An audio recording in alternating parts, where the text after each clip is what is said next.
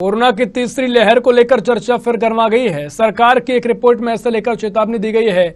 बताया गया है कि सितंबर से अक्टूबर के बीच किसी भी समय देश में कोरोना की तीसरी लहर दस्तक दे सके।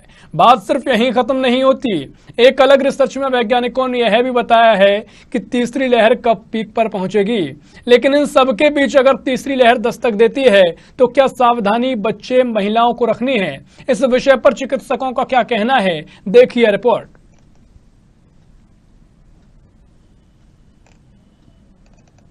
कोरोना महामारी की दूसरी लहर झेल चुके देश के सामने अब तीसरी लहर मुंह बाए खड़ी हुई है। आखिर ये तीसरी लहर कितनी घातक होगी और कब आएगी, ये एक बड़ा सवाल है। मैं इस वक्त मौजूद हूँ राजधानी भोपाल के मानसरोवर कॉलेज में और इस वक्त मेरे साथ मौजूद हैं doctor Anurag Singh Rajput sir, principal हैं। सर, देखा जा रहा है कि तीसरी लहर की चर्चाएं जो हैं वो जोरों पर चल रही हैं। केरल में दस्तक दे चुका है। अगर ये वास्तव में आ रही है तीसरी लहर तो क्या माना जाए, कितनी खतरनाक हो सकती है? नमस्कार, मैं doctor Anurag Singh Rajput, principal Mansarovar Ayurvedic medical college hospital एवं रिसर्च सेंटर। ये जो तीसरी लहर की बात चल रही है, हम देख रहे हैं कि कोरोना जो वायरस है, हम जो पहली वेव आई, फिर सेकंड वेव आई, तो ये आसान है कि जो इसके लिए जब प्रॉपर सीजन जब आता है जिसमें कि ये ग्रो कर सकता है और ग्रो करता है और जाके हमको इन्फेक्ट करता है, तो ये अवस्था इसमें जो है बीच में हमने एक अप्रैल तक में, ये अप्रैल मई में हमने जो है वो एक सेकेंड वेव झेली है। और जिस तरह से यूरोप में या अदर कंट्रीज़ में एक तीसरी जो लहर है वो प्रारंभ हो चुकी है, तो ये आशंका लगाई जा रही है कि भारतवर्ष में भी ये स्थिति होगी और कई एक प्रदेशों से इस तरह की जानकारी आ रही है। तो अब बात यह है कि सतर्कता ही सबसे बड़ी सावधानी है इसके लिए, क्योंकि अभी तक कोई ऐसी कोई औषधि या डायरेक्ट ऐसा कोई हमारे पास एविडेंस बेस्ड कोई मेडिसिन नहीं है जो कि डायरेक्टली कोरोना पर हम बोलेंगे इसको ठीक होता है।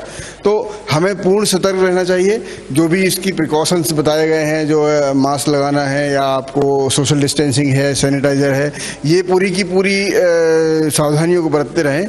और मानसरोवर आयुर्वेदिक मेडिकल कॉलेज हमेशा से इस पहल पर अधिक जोर शुरू से देता रहा है। हमने बहुत सारे आरोग्यम कषायम जो है इम्यूनिटी हमारी बढ़ाने के लिए जो चीज़ें हैं, जो बहुत सारे अवेयरनेस प्रोग्राम चलाते हैं, इस पे भी आऊँगा।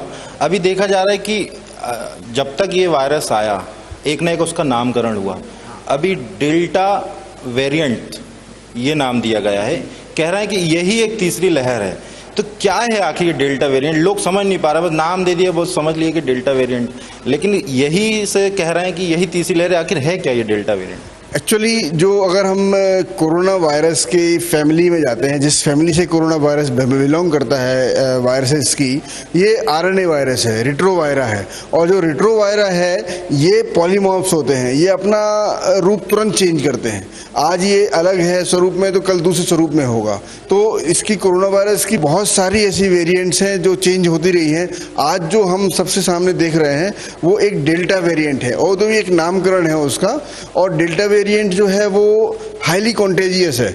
कॉन्टेजियस मतलब तो तुरंत किसी को अगर जरा सी में है जल्दी इसका इन्फेक्शन होता है। तो ये एक वो वेरिएंट है जो तुरंत हमारे शरीर को इफेक्ट करता है। इसीलिए हम ये मान रहे हैं। अब तो डेल्टा प्लस की भी बात कर रहे हैं हम। डेल्टा वेरिएंट जो है वो बदलकर अब जो है वो डेल्टा प्लस में कन्वर्ट हो गया है। तो वो एक पॉलीमॉर्फ है, वो बहुरूपीय है जो वायरस है, वो अपने नित्य नए रूपों में आते हैं। जिस तरह से आप उस पर अटैक करेंगे तो वो बदलता रहता है फॉर्म। हो सकता है डेल्टा के बाद कोई दूसरा है, एक और आ रहा था आगे, एक और नाम आ रहा था, वैसे करके बढ़ रहे हैं। वैसे अगर वैक्सीन की मैं बात करूं तो क्या डेल्टा वेरिएंट जो है इस पर वैक्सीन असर करेगी इस पर? हाँ, डेफिनेटली। जो अभी जो प्रारंभिक जो हमको रिपोर्ट्स मिल रहे हैं उसमें यह है कि जो लोग वैक्सीनेटेड हैं उन पर डेल्टा वेरिएंट जो है वो कम इफेक्टिव है। मतलब उससे इन्फेक्शन बहुत कंटेजियस हो रहा है, बहुत ज़्यादा हो रहे हैं। लेकिन जो लोग वैक्सीनेटेड हैं उन पर इसका इफेक्ट हो रहा है, लेकिन उतना घातक नहीं है, वो प्राण घातक नहीं है जो हम अभी दूसरी लहर में झेल चुके हैं। जिस तरह से कई लोगों ने अपने घर के परिवार के लोगों को खोया है। तो अगर वैक्सीनेटेड हैं आप तो निश्चित रूप से जो है वो ये हमारे लिए उतने घातक लक्षणों को पैदा नहीं करेगा जो कि आपके लिए लाइफ थ्रेटनिंग हो। ऐसा है। बिल्कुल, देखा जाए तो साफ तौर पर यह है कि एक वायरस की दस्तक हो भी सकती है, एक भविष्यवाणी है। लेकिन देखा जाए तो इसको आप आम लोग भी मौसम की भविष्यवाणी की तरह बिल्कुल न लें। अगर ये वास्तव में ये चीज़ अगर सामने आ रही है तो सावधानी सबसे बड़ी एक चीज़ है। मैं यहाँ पर अभी बाल रोग विभाग में भी यहाँ पर आ चुका हूँ। आप आखिर जानते हैं कि आखिर जब बाल रोग विभाग में मैं आया हूँ तो कह रहे हैं कि बच्चों पे अधिक इफेक्ट करेगा, बच्चों की फोटो भी है, लेकिन बच्चों पर ये कितना इफेक्ट करेगा इसके लिए हमारे साथ डॉक्टर दर्पण गांगिल जी हैं, बाल रोग विशेषज्ञ हैं। डॉक्टर साहब से भी जानते हैं, सॉरी डॉक्टर अमित जी हैं, बाल रोग विशेषज्ञ। सर देखने में ये आ रहा है, देखने में तो नहीं, ये चर्चाओं का दौर है कि ये जो थर्ड लहर जो आने वाली है, कह रहे हैं ऐसी भविष्यवाणियां चल रही हैं, कह रहे हैं कि बच्चों पे अधिक इफेक्ट करेगी। क्या वास्तव में ऐसा हो सकता है? देखिए, ये थर्ड वेव के बारे में अभी तो आपने सुना होगा कि चर्चा का विषय है कि ये बच्चों पे असर गिरेगा। तो सबसे बड़ी बात यह है कि इस बार गवर्नमेंट जो है या पूरे विश्व में एक आर फैक्टर करके जो है उसका चयन किया गया है कि आर फैक्टर के हिसाब से देखते हैं कि कहाँ पे केसेस कैसे बढ़ रहा है, उसको रिप्रोडक्शन फैक्टर बोलते हैं। तो आज के तारीख में 5 राज्य ऐसे हैं कि जहाँ पे आर फैक्टर ज़्यादा बढ़ा हुआ है। हिमाचल है, केरला है, एमपी का भी नाम है और उत्तर प्रदेश है। तो इसमें रिप्रोडक्शन फैक्टर जो है, ये यहाँ पे रिप्रोडक्शन फैक्टर में ज़्यादातर असर जो दिखाई दे रहा है वह बच्चों पे दिखाई दे रहा है। ये स्थिति है, ये सद्य स्थिति है। तो लेकिन यह है कि उसमें 12 साल तक बच्चों में इम्यूनोमॉड्यूलेशन जो होता है वो काफ़ी हद तक नेचुरल, जिसको इम्यूनिटी बोलते हैं, वो अच्छी हद तक होती है। तो उनके ऊपर प्रभाव गिरेगा, लेकिन मॉर्टेलिटी रेट जिसको बोलते हैं, मृत्यु दर जो है वो इतना ज़्यादा नहीं होगा। लेकिन हाँ, कोरोना की थर्ड लहर रहे, चौथी लहर रहे, कोई भी लहर रहे, आए ना आए, सावधानी बरतना बहुत ज़रूरी है। और ख़ास करके बच्चों में अगर एक मत प्रवाह ऐसा है कि अगर इन्फ्लुएंजा की वैक्सीन अगर लगाई जाए तो उनके ऊपर होने वाला जो भी छोटा सा भी असर है वो भी ज़्यादा हद तक नहीं होगा। तो हम तो तैयार है बैठे यहाँ पे, अगर लहर आ भी जाए तो उससे टकराने के लिए, उससे लड़ने के लिए हम पूरी तरह से तैयार है। बिल्कुल, देखा जाए तो जैसा कि बताया विशेषज्ञ ने कि मृत्यु दर बहुत कम रहेगी। हमारे साथ बाल रोग विशेषज्ञ डॉक्टर सुनील जी भी हैं।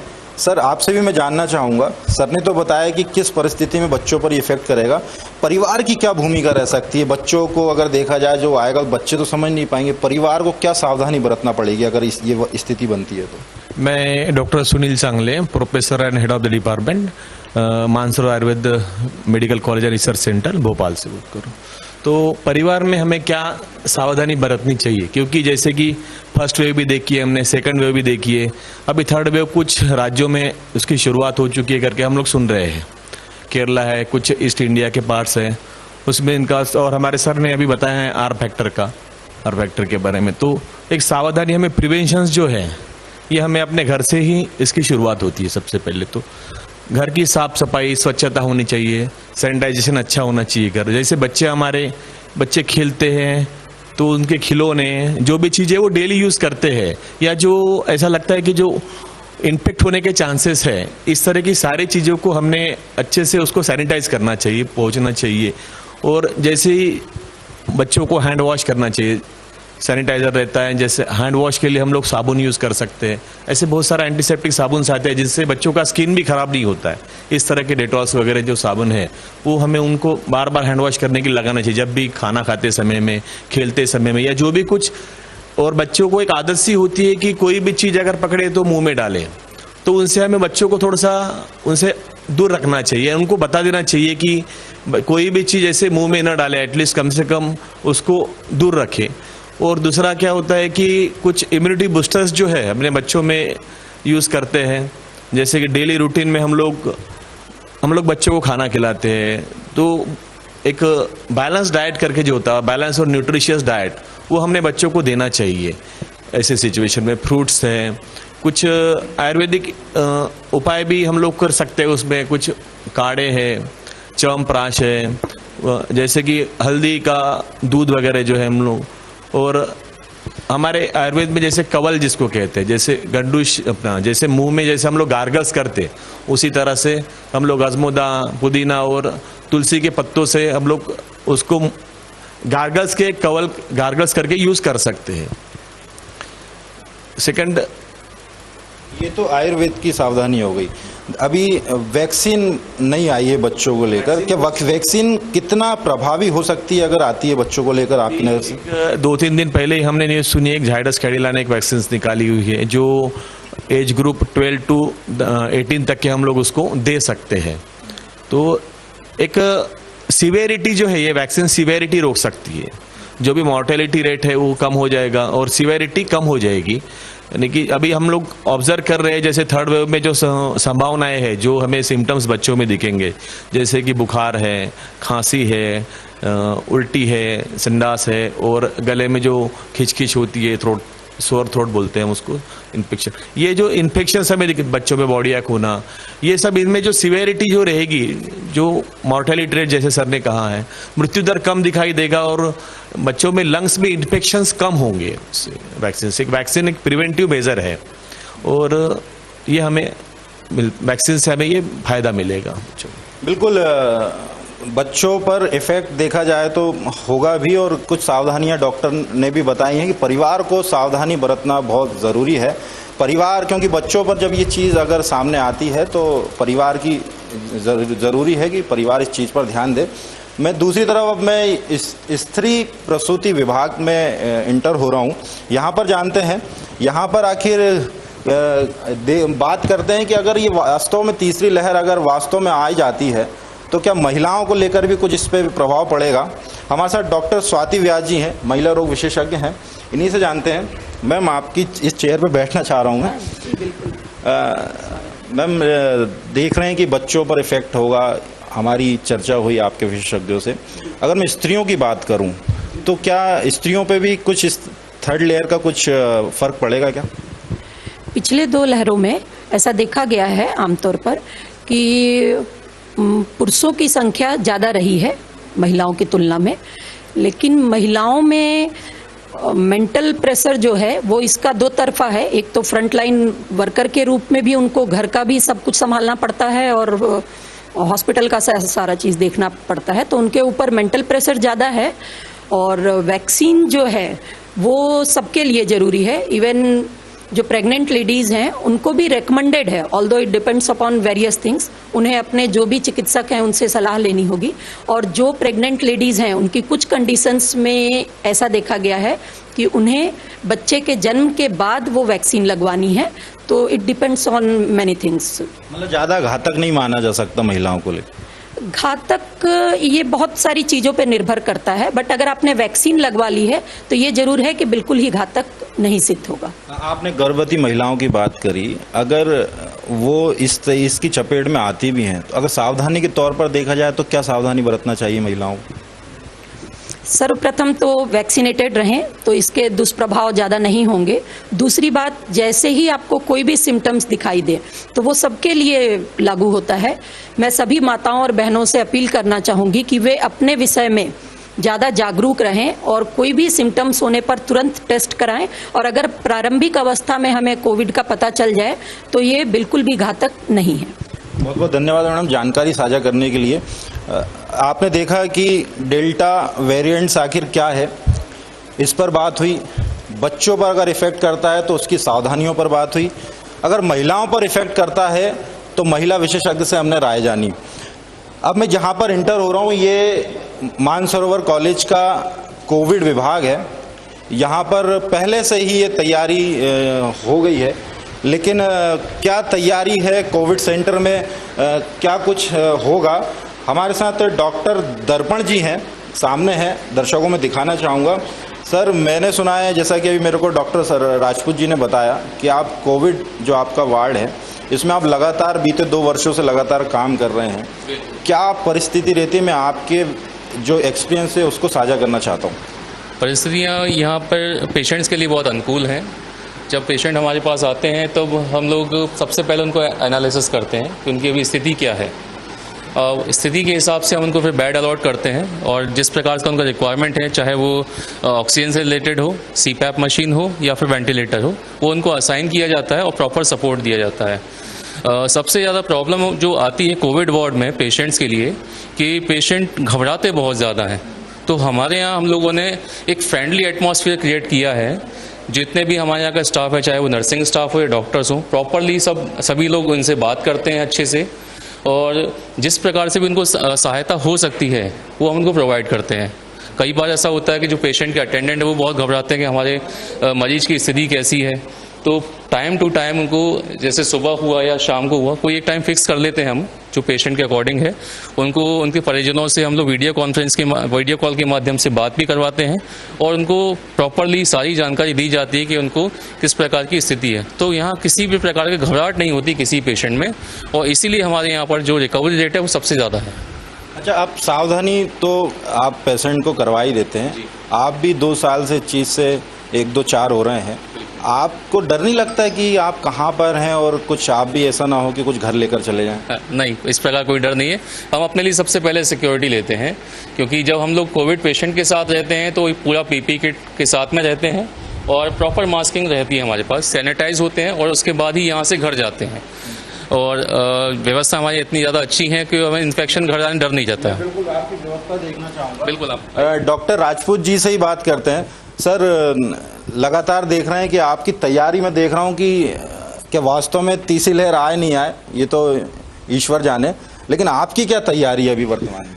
निश्चित रूप से तीसरी लहर, हम तो ईश्वर से यही प्रार्थना करते हैं कि तीसरी लहर कहीं पर भी ना आए, लेकिन हमें तैयारी हमेशा रहना चाहिए। मैं हमेशा गीता की उस बात पर भरोसा करता हूँ, युद्धाय युज्यस्व, भले युद्ध हो ना हो लेकिन युद्ध के लिए हमेशा तैयार रहो। जिस तरह से हम देख रहे हैं कि विश्व में कई देशों में ये तीसरी लहर प्रारंभ हो गई है, तो ऐसा बिल्कुल भी नहीं है कि भारत में भी इंसान रहते हैं, भारत में भी इन्फेक्शन होता है, तो हमको भी ये इन्फेक्शन हो सकता है। और being principle of Mansarovar Ayurvedic medical college और कोविड यूनिट के इंचार्ज होने के नाते ये हमारी प्रथम जिम्मेदारी है कि हम पूरी व्यवस्थाओं में चाक चौबंद रहें। इसलिए आप देख रहे होंगे कि हमारे यहाँ सारी तैयारी है, बेड से लेकर वेंटिलेटर से लेकर सीपीएप मशीन से लेकर जो हमारे स्पेशलिस्ट डॉक्टर्स हैं, सबके सब तैयार हैं इससे जूझने के लिए। ईश्वर से प्रार्थना करूंगा कि तीसरी लहर ना आए, लेकिन यदि मान लो दुर्भाग्यवश आती भी है तो हमारी तैयारी उसके लिए निपटने के लिए पूर्ण है। और Mansarovar Ayurvedic medical college and hospital